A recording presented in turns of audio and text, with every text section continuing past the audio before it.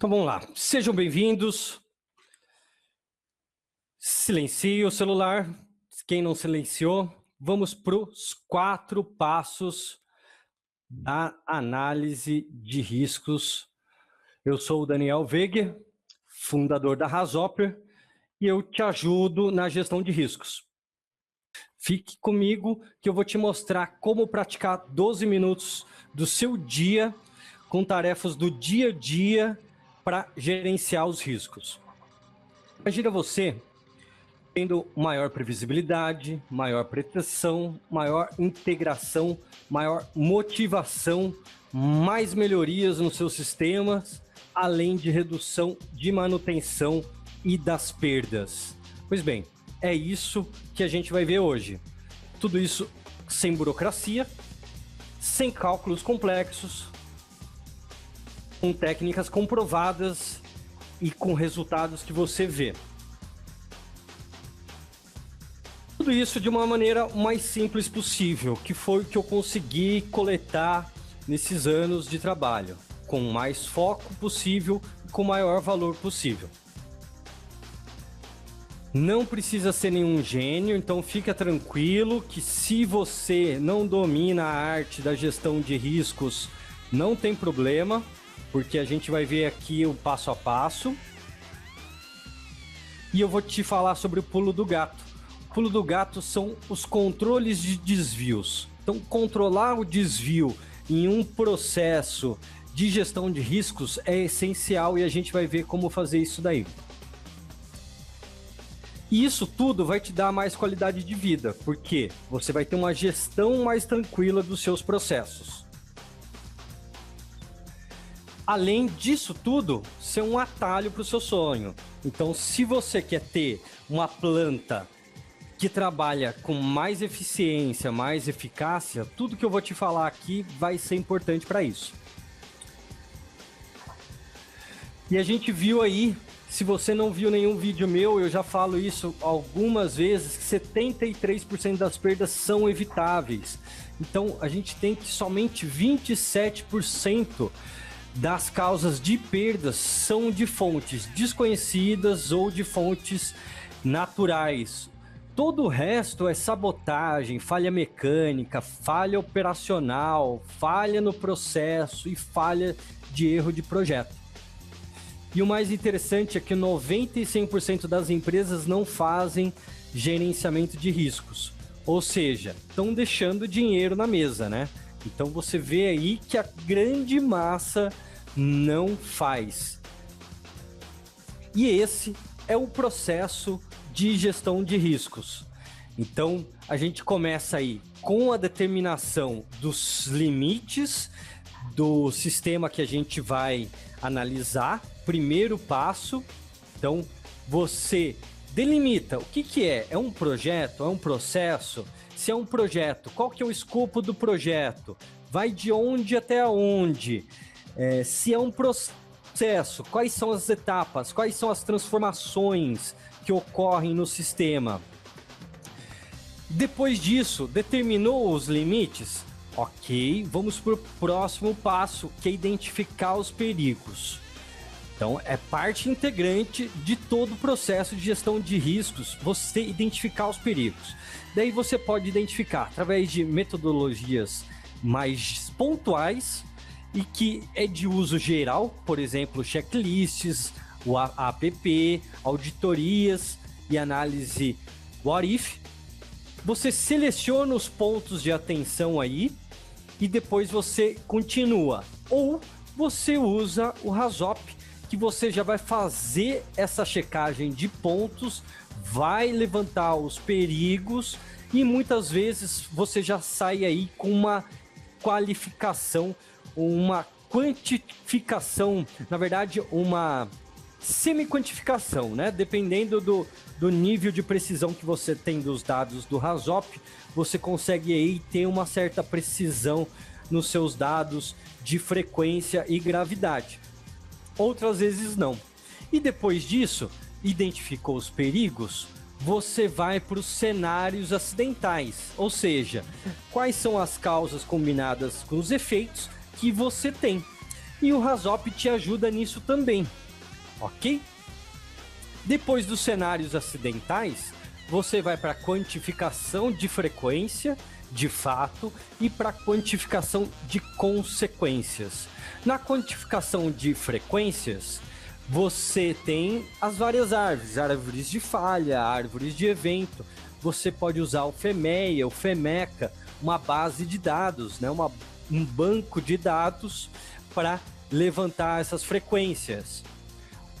E para quantificar, para fazer a quantificação de consequências, aí você usa simulação. A maioria das vezes pode ser de efeitos físicos ou pode ser de simulação do processo. Você tem alguns softwares para isso, por exemplo, o Vensim da Ventana Systems, que é usado no MIT. Você tem o FlexSim e você tem outros softwares de simulação. Você tem da própria Autodesk, você tem softwares e você também tem os cálculos de vulnerabilidade que vão te ajudar a quantificar as consequências. A partir disso, você vai ter de fato aí o cálculo do risco, que você vai comparar com critérios, sejam eles corporativos dentro da sua empresa. Então a sua empresa fala, ó, se for acima de 20, eu aceito ou não. Se for abaixo, eu aceito ou não. E aqui nesse ponto você tem a construção da sua matriz de risco, a matriz de aceitabilidade de riscos que a gente vai ver logo à frente. Então, basicamente, calculou o risco, comparou com seu critério de aceite, pode ser governamental, pode ser corporativo. Está inaceitável, você vai ter que modificar o seu projeto e voltar de novo no começo desse ciclo. Se você simplesmente quer otimizar o seu processo e não é devido ao risco, tem empresa que 100% dos cenários acidentais aqui que ela identifica, ela vai modificar o projeto até tentar chegar na perfeição. Ok, única coisa é que você tem uma curva de custo para essas modificações, que você pode ter o custo da sua proteção, da sua prevenção e da sua detecção ser maior do que o custo da materialização do seu risco. Então, cuidado com isso. E depois, a gente tem aí um universo de riscos. Então, muita gente fala de risco corporativo, fala de risco operacional, de risco de projeto, de risco de processo, de risco financeiro. Eu tentei aqui juntar todos os riscos numa grande matriz, uma grande hierarquia de riscos. Então, a gente vê aí que existem riscos internos não técnicos, que é relacionado aí com custo, prazo, gerencial, perda de potencial, fluxos de caixa. Você tem riscos externos que são previsíveis, do tipo taxa de câmbio, inflação, impactos sociais, impactos ambientais, riscos operacionais, riscos de mercado. Isso aqui também tem uma certa resolução, ou seja, você tem uma resolução e uma precisão de valores nesses todos, né? Porque o princípio do risco envolvido é a incerteza. Então, sempre que a gente falar de risco, a gente está falando de uma incerteza. Nunca vai ser certo, ok? Você pode aumentar a precisão da sua análise, dos seus números, mas nunca será certo, porque a natureza do risco é a incerteza. Então, continuando lá, e nós temos medidas externas imprevisíveis, do tipo medidas reguladoras. Isso pode ser medidas reguladoras de mercado, por exemplo. Um bom exemplo disso é guerra. é uma medida de autorregulação de mercado que às vezes você não tem certeza se algo vai aumentar, o preço vai diminuir, se alguém jogar, por exemplo, uma bomba numa determinada área, inviabiliza o acesso à área. Efeitos colaterais que podem ser efeitos relacionados com união de outros efeitos, por exemplo, nós temos efeitos cascata, efeitos dominó, efeitos borboleta, né? Então, nós temos vários efeitos que não são previsíveis, reação fora de controle, enfim, existe um universo de efeitos colaterais possíveis, assim como desastres da natureza. Nós temos também riscos de ordem legal, ou seja, reclamações contra terceiros, reclamações de terceiros, contratos, ou seja, isso é muito importante, por exemplo, a gestão de contrato é muito importante quando você está fazendo um projeto que você tem cláusula de multa por atraso, por exemplo. Então você tem que controlar esses riscos se a possibilidade de você entregar fora do prazo compensa a multa do seu contrato ou até mesmo a perda do seu contrato. E a gente vai ver em outras aulas que você pode ampliar essas dimensões de efeitos, por exemplo, para interrupção de negócios. Se eu ficar uma semana parado com o meu negócio, qual que é o risco de eu perder o meu cliente por causa disso? Ou os meus clientes, ou toda a minha carteira, ou eu simplesmente falir? O que é catastrófico para mim em perda de contrato? E a mesma coisa, patente. Qual que é o meu efeito, o meu dano, caso eu não tenha patenteado algo e eu perca essa responsabilidade sobre a produção do produto? Por exemplo, eu posso criar todo um sistema produtivo baseado em algo que eu inventei e de repente alguém vai lá, por exemplo, os chineses, que são muito bons nisso, e fazem algo igual. E se eu, no meio do processo, perder uma licença essencial para o meu negócio? Além dos riscos claros na indústria que a gente tem da dimensão de efeitos técnicos, por exemplo, complexidade de um projeto. Então você tem aí os fatores de inovação, se alguém já fez o projeto ou não. Tá vendo? Tudo são parâmetros que amplificam ou reduzem as condições de previsibilidade do seu universo, do seu sistema. Por exemplo, o protótipo. Você fazer um protótipo é você tentar validar o quanto antes uma hipótese. Ou seja, você está tentando acertar o alvo da realidade do que seria algo que você não fez ainda. Porque se você já fez, não é mais um protótipo. Tá certo? Você tem aí riscos inerentes a tecnologias, então aqui entra muito os agentes perigosos que os órgãos ambientais controlam, entra nisso. Por quê? Por exemplo, você tem amônia, cloro, é inerente da tecnologia, da manipulação desses agentes, os riscos de perda de produto com explosão, danos à propriedade, contaminação, tanto do ar, da água, do solo, de pessoas. Você tem performance. Então você tem aí um livro que eu gosto muito, que fala bastante disso, é a meta. Então, como que a interação de diferentes performances pode impactar no seu resultado final. Então, aquela ideia que você tem 10 máquinas que produzem 10 peças por hora, você nunca vai produzir 100 peças numa hora. Por quê?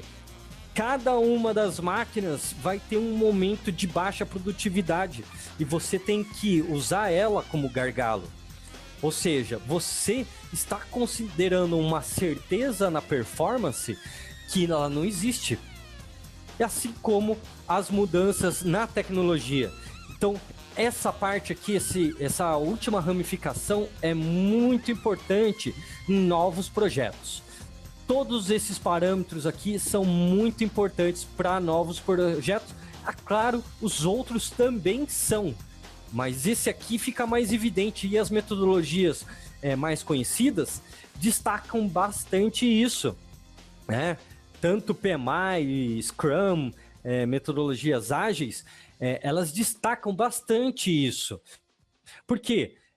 Eu vou fazer um projeto, eu vou considerar que a minha capacidade produtiva vai ser de 8 horas por homem por dia? Então, talvez não. Porque se você tiver uma mudança de tecnologia, talvez você tenha que considerar que ele vai trabalhar de fato 4, às vezes 2 horas por dia. Ok? Então, esse é o universo de riscos. E daí você pode pensar em mais aí, me mandar, falar assim, Daniel, você não considerou outra dimensão aqui no seu universo de riscos. Beleza, eu atualizo a hierarquia aqui. E vamos lá.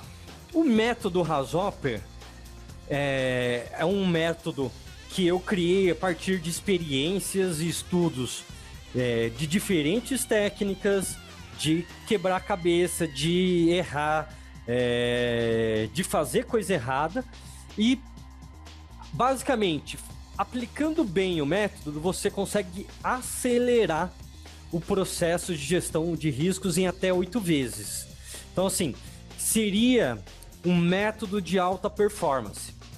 É difícil chegar nesse número, mas não é impossível. Porque ele se baseia, o primeiro passo é alta interação. Ou seja, você tendo uma equipe que realmente interaja entre os elementos dessa equipe, você já pelo menos dobra a velocidade da reação delas. É muito simples esse teste. É você pegar um grupo para trabalhar num projeto, um trabalho de escola que seja, e eles não se conversarem durante uma semana, falar assim, fulano, você vai fazer isso, isso, isso, cada um separa a tarefa lá, tudo bonito no papel, cada um vai fazer o que tem que fazer. Você se encontra o grupo de novo, uma semana depois, daí você vai ver o quanto de coisa está discrepante, está descolada do que um pensava com relação ao que o outro ia fazer.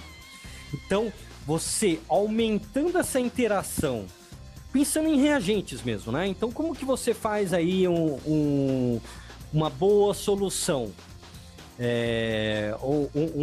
Um bom bet aí numa batelada? Você tem que ter os reagentes bem pulverizados, né? Você não pode ir lá e colocar um bloco, por exemplo, você vai fazer um bolo, vou colocar um exemplo mais próximo da realidade de todo mundo, porque eu não sei qual é a formação de cada um. Então, eu vou fazer um bolo, eu vou lá e vou colocar, por exemplo, fermento empedrado no bolo? Não. Eu vou colocar o ovo inteiro? Não. Eu vou tentar bater isso aí, fazer com que vire uma massa o mais homogênea possível. E esse é o ponto da interação. Esse é o quão importante é a interação. O passo 2 é o entendimento do sistema. Então, quantos projetos que você vê por aí, ou mesmo processos, rotinas operacionais diárias, que as pessoas não entendem o que estão fazendo. Então, o que acontece? A pessoa simplesmente executa e não entende. Agora, se ela entender, não melhora a velocidade do processo? Não melhora a qualidade do resultado final? Então, é isso que eu estou falando aqui. Um bom entendimento, seja lá do sistema que for, aumenta em pelo menos 2 vezes o processo de gestão de risco. Lembra aquele processo lá que eu mostrei? Limita o sistema, identifica os perigos. Então, aumenta em mais 2 vezes. Então, se você tiver uma ótima interação, entendimento do sistema, então você já quadruplicou o processo. Porque é um processo, você sempre vai ter risco. A partir do momento que ou você tem algo incerto, ou você tem um agente que emite perigos, você tem o risco, ok?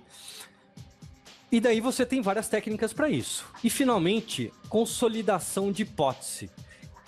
Consolidação de hipótese é algo que muita gente faz, quase que empiricamente. A maioria das empresas consolida, às vezes na porrada, na tentativa e erro. Vai lá, quebra a cabeça e consolida. Mas você tem formas de consolidar hipóteses mais facilmente, mais rapidamente.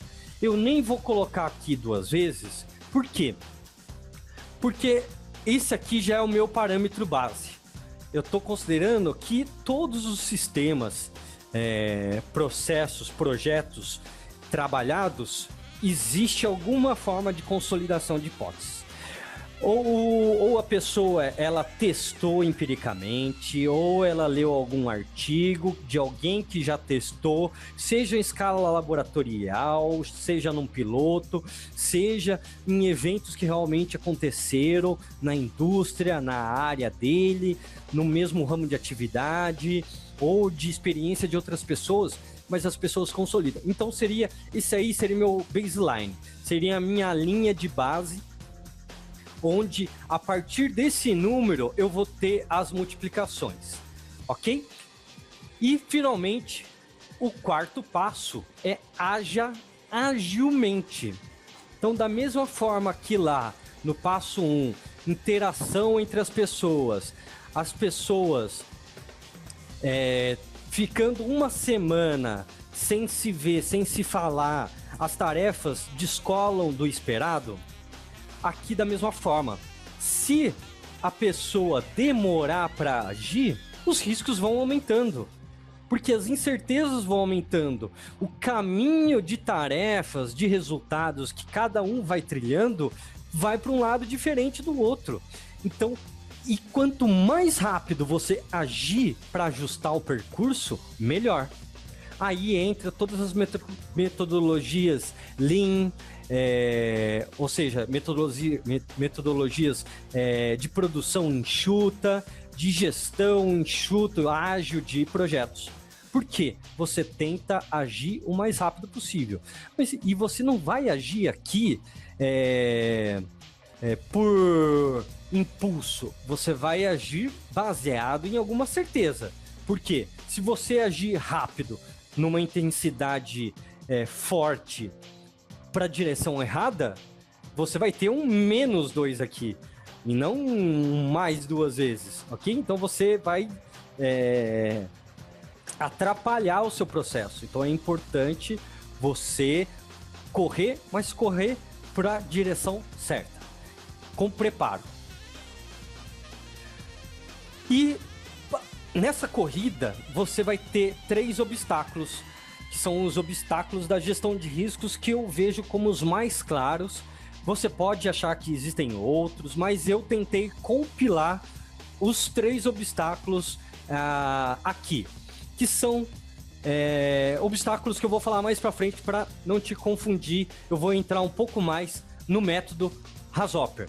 Então, o primeiro passo, interaja com as pessoas. O que a gente faz nessa interação com as pessoas? A gente tem reuniões eficientes, onde... O que é uma reunião eficiente? É uma reunião que tem resultado, certo? Nós temos o stand-up, que é uma reunião, stand-up meeting, uma reunião de pé. Eu até produzi um artigo sobre isso para a Escola da Prevenção, sobre reunião de pé.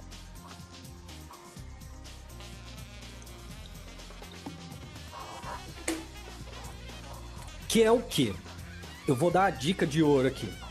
É você fazer uma reunião eficiente, só que de pé, e com uma meta muito específica, que é o quê?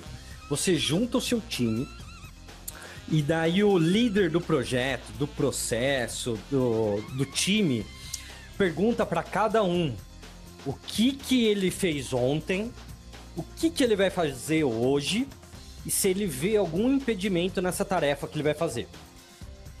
E isso é rápido. Você dá a palavra para cada um durante 1 minuto. Por exemplo, hoje eu vou... Ontem eu preparei essa palestra. Hoje eu vou fazer esse webinário.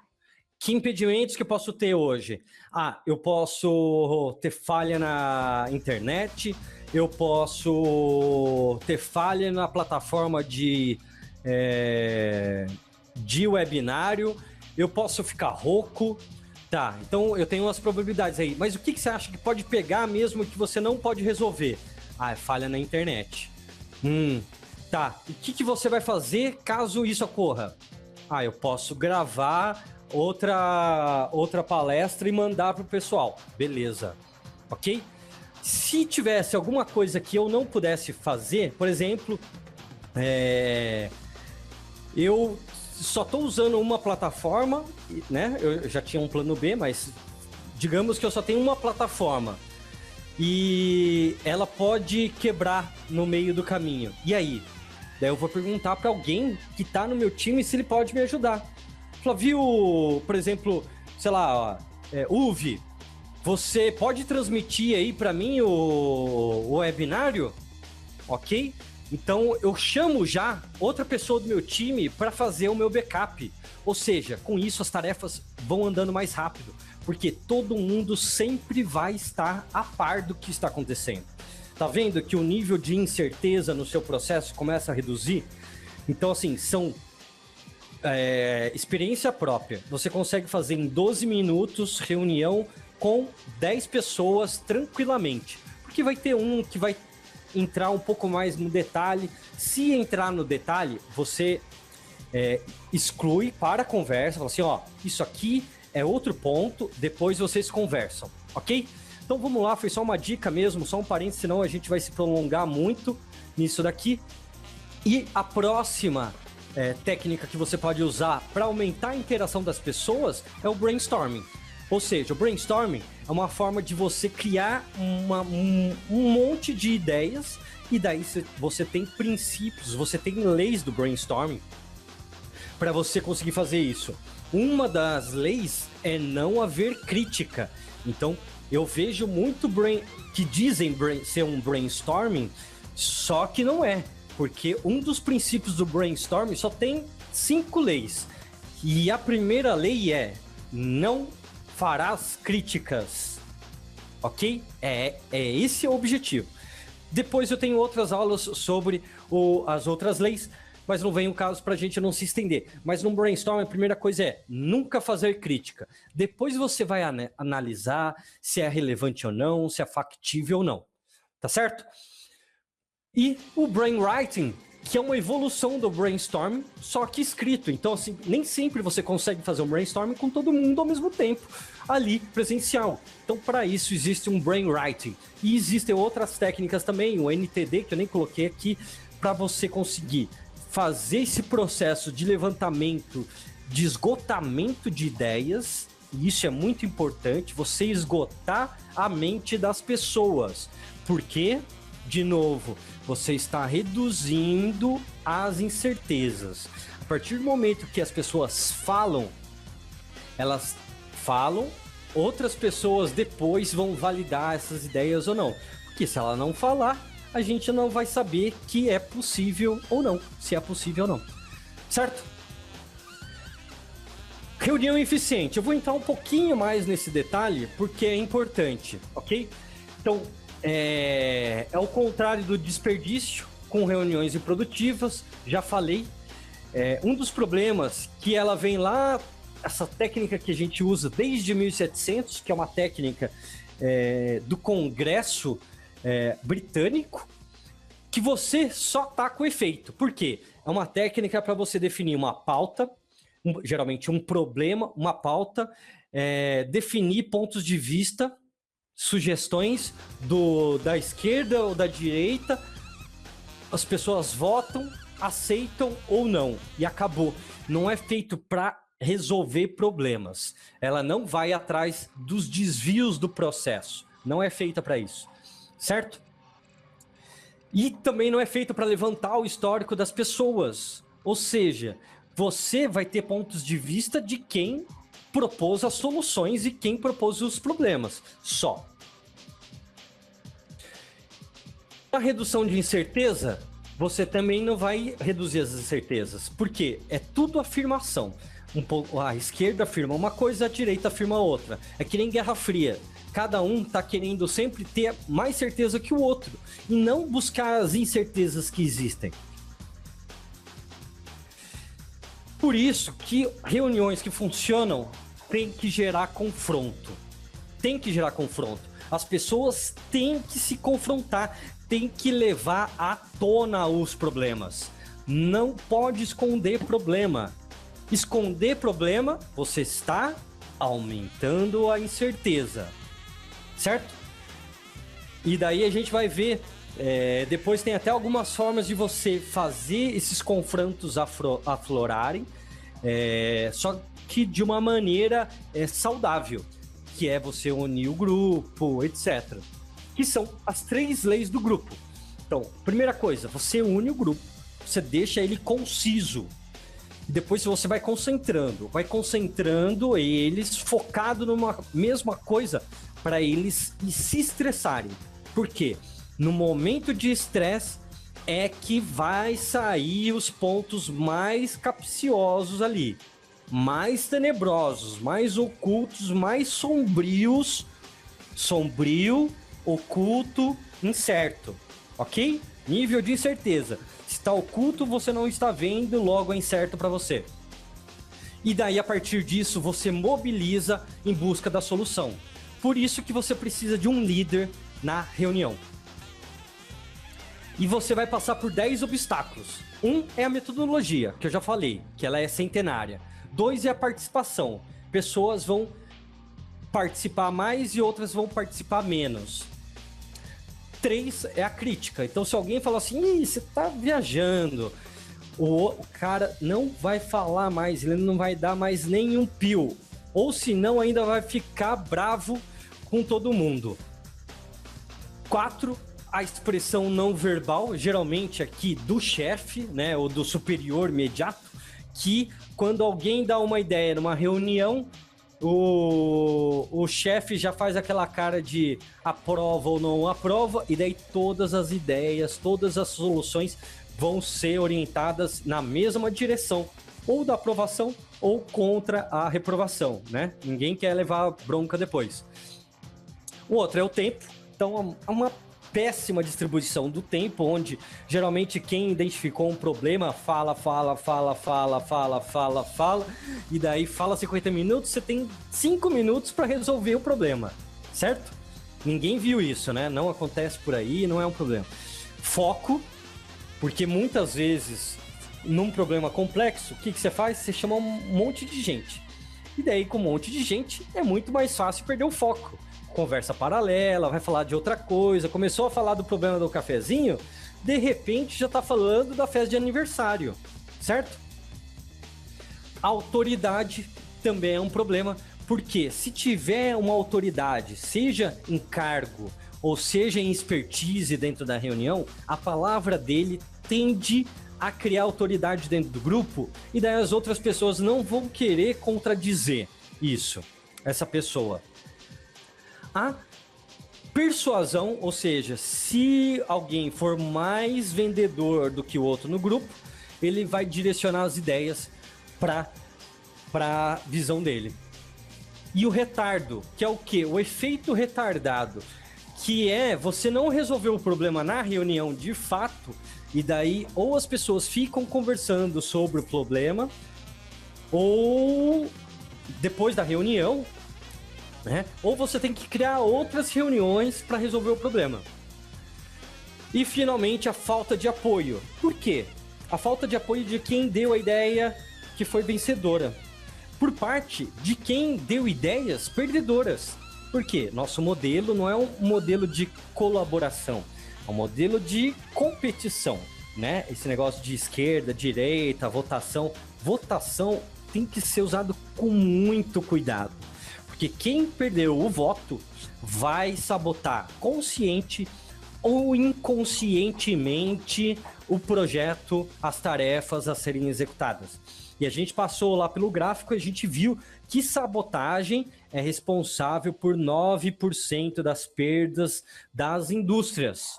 E, quer queira, quer não, aqui nesse ponto 10 tá lá a causa raiz. Foi aquele sujeito que estava numa reunião e foi menosprezado, daí ele ficou com isso, foi andando, contaminou o grupo. Tá vendo como tudo isso, uma simples reunião já é gestão de riscos? Faz você bater e não andar com o seu projeto? E daí, claro, você tem as boas práticas. Uma reunião tem que compensar o custo, as pessoas têm que ser as essenciais, as informações têm que ser enviadas com previedade, ou seja, para as pessoas estudarem antes de chegar na reunião e não entenderem o problema lá. Os tempos têm que ser definidos, os resultados, os objetivos da reunião também, e tem que ser distribuídos os compromissos. Senão você não tem ação. E lembra lá? Quarto passo, agir agilmente. Então é tudo interligado. Eu só separei em passos para virar um método mais fácil de se aprender. Segundo, entenda o sistema. E daí você tem várias técnicas para entender o sistema. Por exemplo, 5W2H, 6W3H. Agora eu já descobri que tem 9Ws e 6Hs. São muitas letras. Temos desenhos, fluxogramas, protótipos, canvas, simulações e outras infinidades de documentação para tentar entender o sistema. E olha que coisa, a gente tem uma outra plataforma muito útil de entender o sistema, se chama Diálogo. Às vezes acontece das pessoas usarem esse sistema complexo de entendimento do sistema, mas acontece. E a gente tem aí, o terceiro passo é a consolidação de hipótese. Como eu falei, você tem vários documentos, várias formas de consolidar a hipótese. Checklist, análise SI, APR, RASOP, são formas de consolidar hipóteses. E a gente vai entrar um pouco, então, no RASOP, que vem aí de Hazards and Operability Study, ou análises, que significa estudo de operabilidade e perigos. Então, operabilidade de operação. Isso é muito importante, porque partindo dessa essência, dessa palavrinha, você pode expandir o RASOP para qualquer coisa que seja operacional, operável e, além de tudo, que tenha perigos. Então, você consegue analisar as duas coisas com essa metodologia, com esse método. Porque você usa uma reunião multidisciplinar, que é importante nesse caso. Então, não só fazer uma reunião com 10 engenheiros eletricistas para analisar um sistema elétrico, mas um engenheiro eletricista, um de manutenção, um civil, se for o caso, alguém de segurança do trabalho, alguém das finanças, se for necessário, para você ter um grupo conciso e multidimensional. Porque só assim você vai ter uma visão sistêmica e sistemática. Por quê? Você vai ter uma forma de análise que é sistemática, que vai passar por todo o sistema, que é sistêmica. Isso se relaciona onde? Com a pirâmide de Beard. Então, lá na pirâmide de Beard, a gente viu que uma morte se relaciona com 10 perdas menores, com 30 danos à propriedade, com 600 quase perdas. E já tem alguns teóricos que falam de 60 mil desvios de processo. Lembra do pulo do gato lá? Eu falei dos desvios de processo. Porque o desvio de processo, ele está na base. Então, o que é um processo de qualidade? É um processo com baixa variabilidade, correto? Ou seja, você faz perfeitamente etapas iguais e tem resultados iguais e você sabe exatamente o resultado, caso você mude cada uma das suas variáveis, você está com um processo muito bom, de alta qualidade. E daí você tem técnicas para isso também, que são 6 sigmas, aí vai. Muito rápido até então, faz uma pausa, a gente tem mais um tempinho aqui, hein? Então, deixa eu até tomar uma água aqui.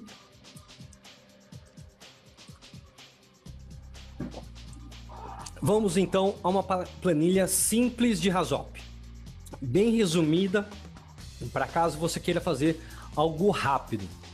Então você tem lá desvios, causas, efeitos, um risco e ações. Isso é o mínimo que você pode ter. Por quê? O RASOP ele é baseado em desvios de processo. Então aqui eu coloquei um exemplo, menor fluxo de caixa. O que é? O menor é uma palavra guia, ela dá uma orientação da direção que está indo o seu parâmetro. O parâmetro aqui no caso é fluxo de caixa. Então, menor fluxo de caixa é um desvio de um parâmetro que eu tenho, que eu controlo, que eu tenho um intervalo operacional bom para mim. Então, aqui no caso é um menor fluxo de caixa do que o operacional, do que eu consigo sobreviver. Quais as causas disso? Uma das causas, gastos excessivos. Com a sua equipe multidisciplinar, você vai levantar todas as possíveis causas desse desvio, por exemplo, fluxo de caixa. Só coloquei uma aqui para não gastar muito tempo. E depois você vai ver quais os efeitos desse desvio. De preferência, os efeitos desse desvio gerados por essa causa. Então você pergunta aí para o seu time multidisciplinar, qual que é o efeito de eu ter menor fluxo de caixa devido a gastos excessivos? A necessidade de adquirir um empréstimo. Ou eu vou ter que vender alguma coisa aí para compensar isso. E o risco disso para mim é alto? Digamos que porque eu dependo desse fluxo de caixa para sobreviver. Tá. E o que a gente vai fazer? Então a gente vai fazer uma medida de contenção de gastos. Agora eu vou colocar uma alçada ali para controlar. Então as áreas não vão mais poder gastar desenfreadamente. Vão ter que controlar os gastos. E vão ter aprovação do superior e assim por diante. Ok. Aqui já uma planilha completa do RASOP.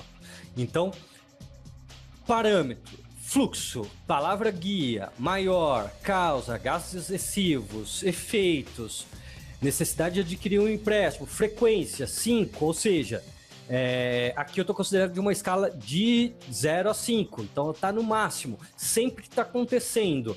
Gravidade, 5 também, é catastrófico para mim. Se acontecer, nossa senhora, caiu o mundo, quebrou tudo. O risco é 25, que é frequência da causa vezes a gravidade do efeito.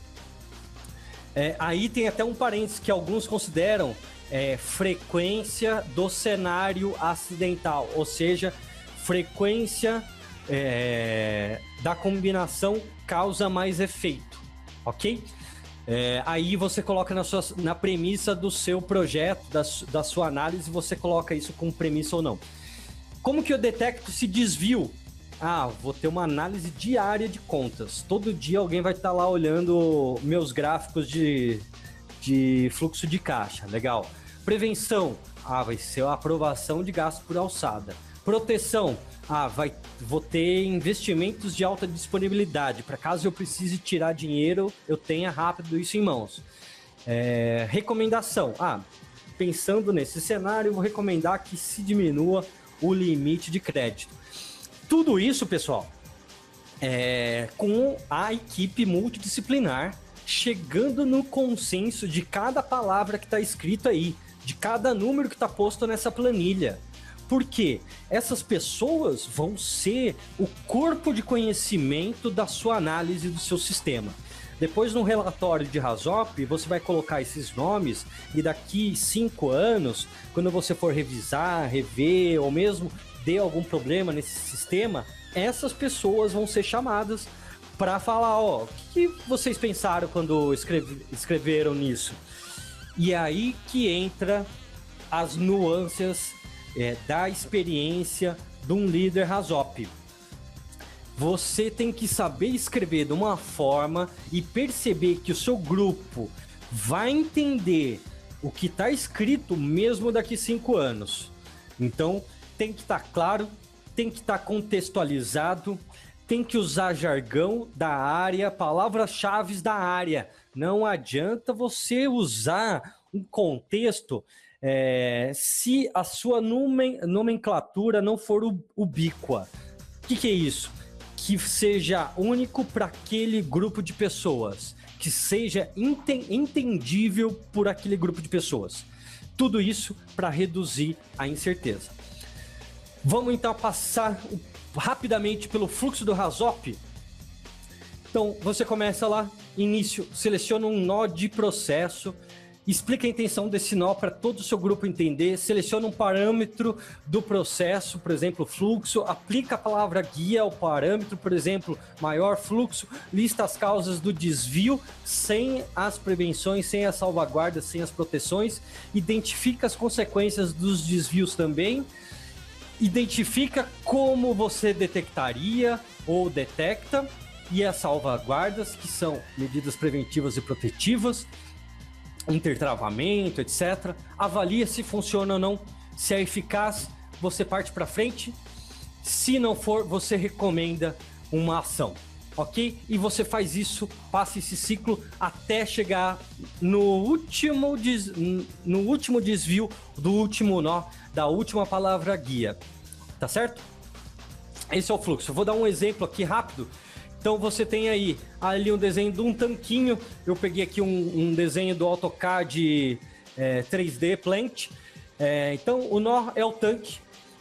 A intenção dele é conter o líquido, o parâmetro é nível, a palavra-chave, a palavra guia é maior, a causa vai ser falha humana na abertura das válvulas 1, 2, 3. O efeito vai ser o transbordo com possibilidade de atingir pessoal na área e contaminação do solo. Daí o time vai ver essa frequência. Qual que é? Acontece todo dia? O time vai falar, ó, todo dia tem alguém que mexe nessa válvula. E daí mais uma coisa, premissas. Você pode considerar frequência também, tanto do cenário ou da ação. Daí você pode entrar na taxa de falha.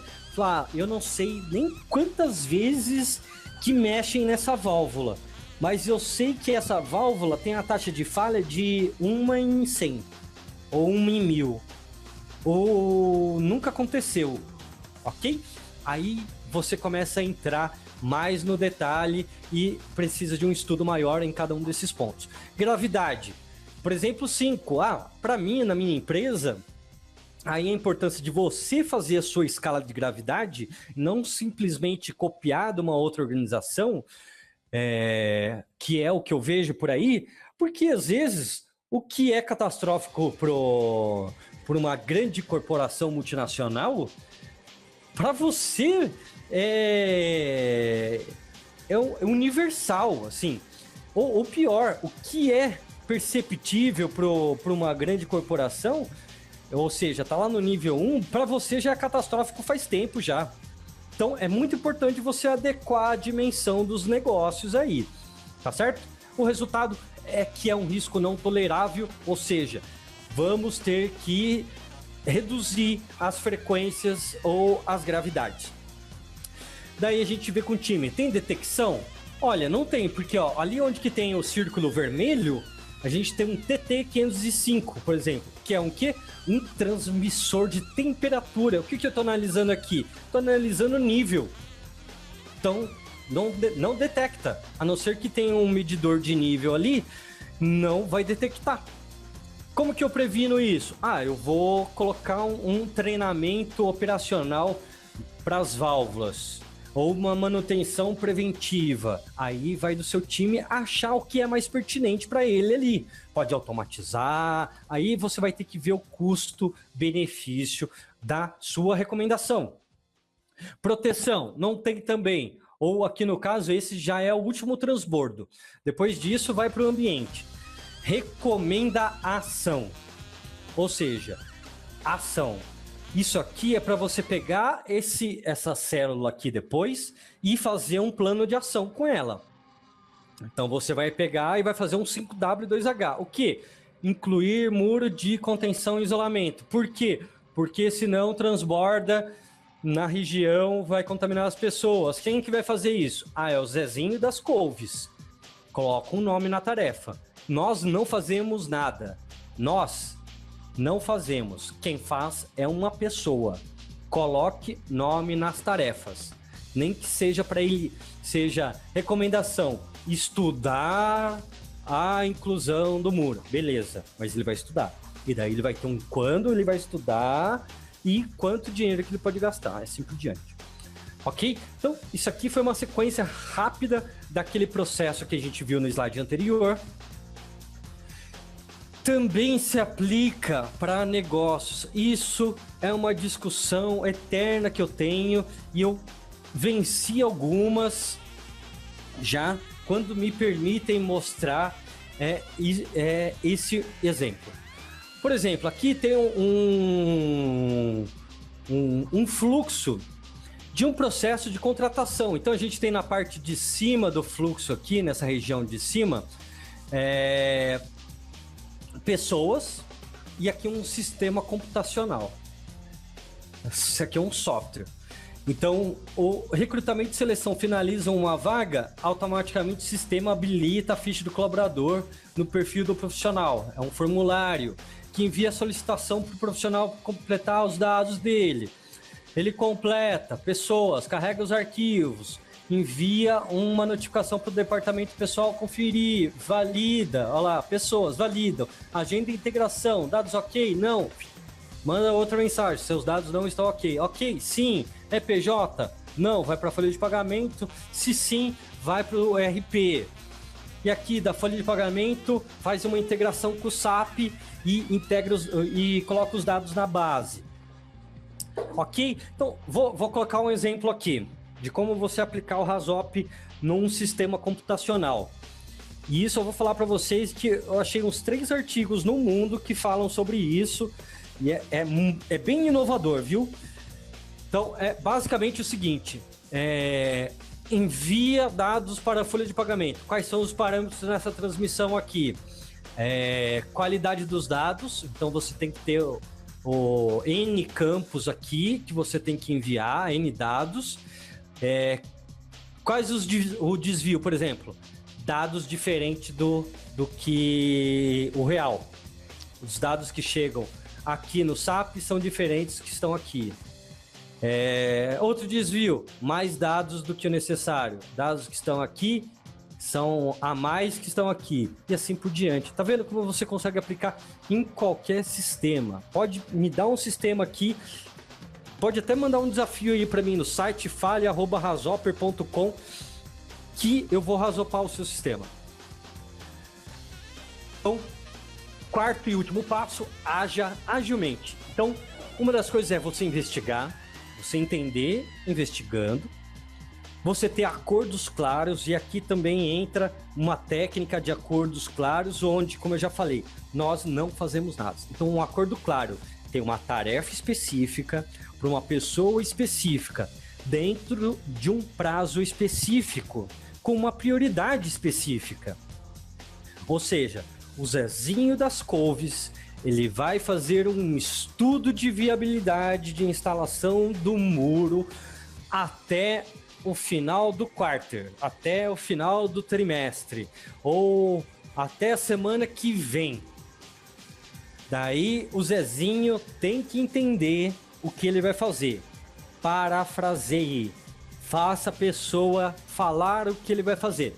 Você pode fazer isso já na reunião de RASOP, você pode fazer no stand-up, você pode fazer na reunião eficiente, mas faça a pessoa fazer, ok? O Kanban, que é uma forma que eu gosto bastante de colocar todas as tarefas, todos os impedimentos. Se você souber organizar, você não precisa nem de project, você não precisa de sistema nenhum. Basta uma parede, post-its um post-it amarelo, um post-it vermelho, um post-it verde, uma caneta, você já faz muita coisa. Por quê? Uma das coisas que eu vejo muito em várias consultorias que eu já prestei é que as pessoas se acostumam com a coisa dar errado. Então, a partir disso, elas criam formas de fazer controle sobre as coisas erradas. É como se, assim, você tem uma fábrica de carro e daí, como todos os seus carros começam a sair com risco, você começa a criar lá na garagem do carro ou lá na concessionária uma forma de pintar o risco. Entendeu? Então, é isso que acontece. Então, as pessoas... teve uma consultoria que eu fui aplicar gestão ágil de portfólios e a gente fez um Kanban de todas as áreas da empresa. E isso visava gerenciar risco de projeto, risco de processos, desvios. A gente descobriu que eles tinham uma fila de trabalho a ser executado que nem eles sabiam, de 9 meses. E daí eles falaram assim, mas você vai colocar um monte de post-it na parede, vai cair tudo. Então, é que o post-it não é para ficar muito tempo lá. É para ser rápido as ações. É para ser rápido as soluções. Não é para você ficar meses com o seu post-it ali. É para você ver a coisa fluindo. E você fazendo certo, você vê fluindo. O post-it vai durar uma semana. E esse é o tempo da tarefa mesmo. Porque daí você vê a coisa acontecendo. Então, essa é uma matriz antes da análise de risco, no caso o RASOP. Então vocês veem aí que tem lá um total, última linha, 946 pontos na matriz de risco, sendo 75% na área verde, 20% na área amarela e 6% na área vermelha. Depois que a gente aplicou a análise de risco, a gente teve 898 pontos na matriz de risco, com 0 na área vermelha, continuou 20% na área amarela e 80% na área verde. Ou seja, a gente migrou os pontos para baixo, né? Então, daqui migrou o pessoal para cá e o que estava na ponta aqui saiu, sumiu, certo? E o resultado disso foi o quê? A comparação antes e depois. A gente reduziu aqui então a porcentagem, o número de pontos na matriz de risco, e esse aqui é o dinheiro. A gente fez aqui um cálculo que era no vermelho era 1 milhão de possível perda, no amarelo 500 mil de possível perda de cada ponto, e aqui no verde 100 mil de possível perda de cada ponto, certo? Então olha só quanto que foi a redução, de 25% das possíveis perdas, fora toda a otimização de processo, integração de time, de equipe, redução de pontos de controle, né? Então, assim, o ganho que você tem com isso é muito grande. Vou voltar um pouco porque não me apresentei propriamente. Então, eu trabalho desde 2008, 2004 com gestão de riscos. Já foram projetos em óleo e gás, papel e celulose, químicos, petroquímicos, obras civis, inclusive softwares, que é o que eu estou atuando ultimamente, principalmente softwares e sistemas bancários.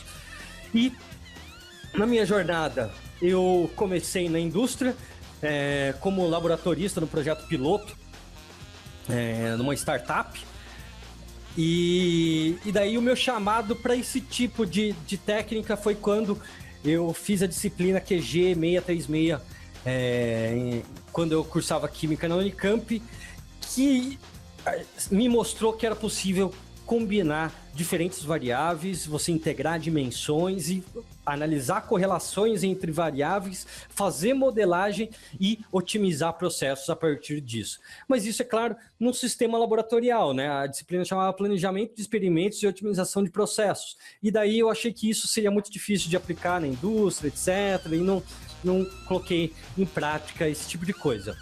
Até que em 2004 eu encontrei o meu mentor, fui trabalhar numa empresa de consultoria de gestão de riscos, fiquei lá por 3 anos, até que eu achei que eu estava bom o suficiente para ir montar minha própria consultoria.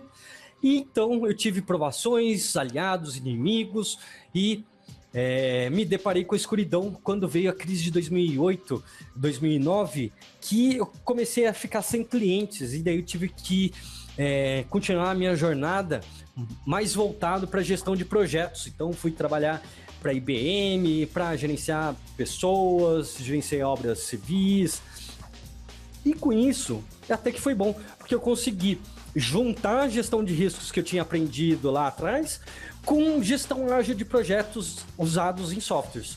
E daí agora eu venho e retorno para cá para trazer isso para vocês, que é esses 4 passos que eu mostrei nessa apresentação. Depois de muito estudar, quebrar a cabeça, ver o que servia, o que não servia, corta aqui, corta lá, funciona, não funciona, eu cheguei em algo que é evolutivo, você consegue ver a evolução, que é algo que é importante para mim, e ao mesmo tempo responder as perguntas mais básicas, do tipo, por onde eu começo uma análise de risco, como eu consigo tempo, qual a melhor forma de aplicar, como eu faço isso no meu dia a dia com o que eu tenho, como eu treino meus colaboradores. Então, nada, eu respondi a todas essas perguntas aqui. Por onde eu começo uma análise de risco? Delimita seu sistema. Como eu consigo tempo? Faça as coisas fluírem mais rápido. Você pode, por exemplo, ter o stand-up aqui. Qual a melhor forma de aplicar? Constantemente. Então, pode aplicar no seu stand-up aqui, perguntando o que pode dar errado. Como eu faço isso no meu dia a dia? Mesma coisa. Faz na sua reunião lá, 12 minutinhos, faz lá, o que pode dar errado? O que você fez, o que você vai fazer, o que pode dar errado com isso? Como eu treino meus colaboradores? Da mesma forma. Daí, com o tempo, quando eles tiverem empoderamento das tarefas, eles vão querer criar soluções. E daí, eles não vão ser treinados, não vai ser uma arma na cabeça deles, falar assim, receba esse treinamento, senão você vai ser demitido. Ele vai querer ser treinado. Ele fala, me explica, pelo amor de Deus, me explica que eu quero entender. Esse é o lance. É você gerenciar riscos sem aumentar a burocracia. Tudo isso com metodologias que você vê o resultado. Então, aí a gente tem, 25% de redução das possíveis perdas com as técnicas que eu te mostrei aqui.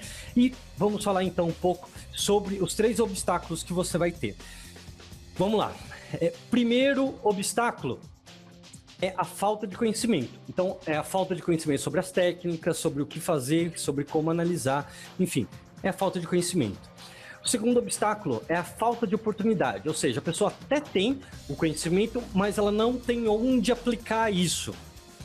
Ela não tem a oportunidade, ela não tem uma porta aberta para fazer isso. E o terceiro é a falta de vontade. Então, ela até tem o conhecimento, ela tem uma oportunidade, mas ela não tem o mínimo ânimo, ela não tem motivação, ela não tem motivo para ação. Bem, não tinha, né? Porque agora eu já mostrei aí só essa economia aí de 25% numa primeira aplicação da técnica. Imagina se você ficar constantemente aplicando a técnica. Não é à toa que grandes empresas com consciência sobre seus riscos, elas têm uma rotina de revalidação de análise. Então, os 3 obstáculos, você consegue ultrapassá-los. É você adquirir o conhecimento das técnicas necessárias, é você adquirir, criar as oportunidades dentro da sua organização, e isso eu ensino para os meus alunos, eu dou tarefa para eles que façam eles colapsar na matéria essas ações e você criar o seu motivo para ação. O seu motivo para ação pode ser financeiro, pode ser de tempo, pode ser de conforto, de paz, de ânimo. Ou seja, se você quer ter mais tranquilidade na sua vida, no seu ambiente de trabalho, você vai aplicar essas técnicas. E daí, visando isso, eu criei uma forma otimizada já, prática, e que dá um retorno rápido para você aplicar tudo isso. Com isso, você vai conseguir reduzir em 80% as reuniões, em 50% os seus problemas. Vai dobrar o QI coletivo do seu time e, no mínimo, você vai ter aí um aumento de 30% no lucro do seu processo, do seu projeto. Olha, eu fiz projeto que teve 70% de lucro, projeto que ainda tinha variáveis de desconhecimento de tecnologia por parte do time. O time foi aprendendo com a tecnologia e ainda teve 70% de lucro. Então, assim, dá para fazer muita coisa com isso. E uma homenagem ao nosso grandiosíssimo Einstein, a melhor definição de insanidade é fazer a mesma coisa e querer um resultado diferente. Então, se você quer um resultado diferente, você pode, pelo menos, acelerar em 3 vezes os seus processos de gestão de risco. E para quem não viu aí os comentários, olha só, vai escrevendo aí as perguntas agora, pessoal, que eu só vou passando aqui para vocês verem um pouco dos comentários de quem está fazendo o curso lá. Então, ó, Fernando Oliveira, estou achando interessante, principalmente nas partes onde tateiam o dia a dia do profissional de segurança. Temos que ter a convicção de que a segurança só se faz com vontade e dedicação. Estou procurando entender cada passo para que possa identificar onde preciso melhorar. Muito bom curso. O curso apresenta uma abordagem muito interessante do Sário. Os pontos em que falam dos obstáculos e soluções é a mais pura realidade do profissional de segurança encontra no dia a dia de trabalho. Você apresentou dicas de sua experiência que só aprendemos lidando com a coisa. E isso ajuda a nos preparar melhor para os obstáculos. Muito satisfeito com o curso e estou buscando entender cada assunto com muita atenção. Então, é a opinião de quem importa falando aí, e muitas outras. Então, a gente tem aí uma série de comentários que eu tirei do site. Olha esse que legal. Está mudando a minha forma de trabalhar. Nossa empresa está se destacando em análises e todos que nos veem nos parabenizam pela iniciativa prevencionista. Olha que bacana isso. Posso dizer que a partir dos materiais fornecidos por você, eu fiquei motivado a estudar mais sobre o assunto para me tornar um profissional altamente capacitado. Então é isso, pessoal. Se você quiser saber mais sobre a Rashopper e os seus produtos, acesse www.rashopper.com e conheça o nosso portfólio de produtos e serviços. Até mais!